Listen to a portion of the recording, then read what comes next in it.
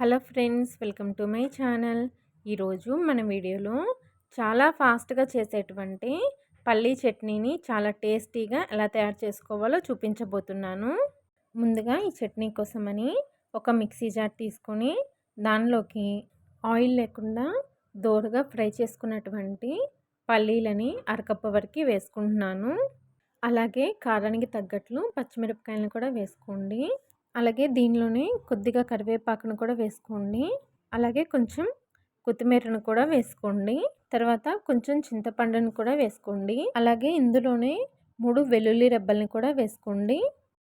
తర్వాత రుచికి తగినంత ఉప్పు, కొంచెం కొంచెంగా వాటర్ వేసుకుంటూ చట్నీని బాగా మెత్తగా గ్రైండ్ చేసుకోండి. చూసారు కదా, ఇలా బాగా మెత్తగా గ్రైండ్ చేసుకోవాలి. ఇలా మెత్తగా గ్రైండ్ చేసుకుంటేనే చట్నీ టేస్ట్ బాగుంటుంది. ఇప్పుడు ఈ చట్నీని డైరెక్ట్గా ఇలానే సర్వ్ చేసుకోవచ్చు, లేకపోతే తాలింపు పెట్టైనా సర్వ్ చేసుకోవచ్చు.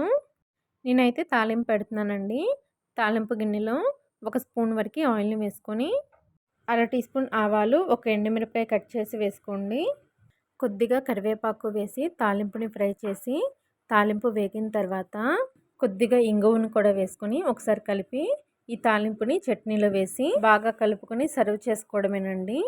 ఈ చట్నీ టేస్ట్ అయితే చాలా బాగుంటుందండి. చూసారు కదా చాలా సింపుల్గా పల్లీ చట్నీని ఎలా తయారు చేసుకోవచ్చో. ఈ చట్నీని మీరు కూడా తప్పకుండా ట్రై చేయండి. ఈ చట్నీ రెసిపీ కనుక మీకు నచ్చినట్లయితే నా ఛానల్ని లైక్ చేసి, షేర్ చేసి, సబ్స్క్రైబ్ చేసుకోండి. Thanks for watching.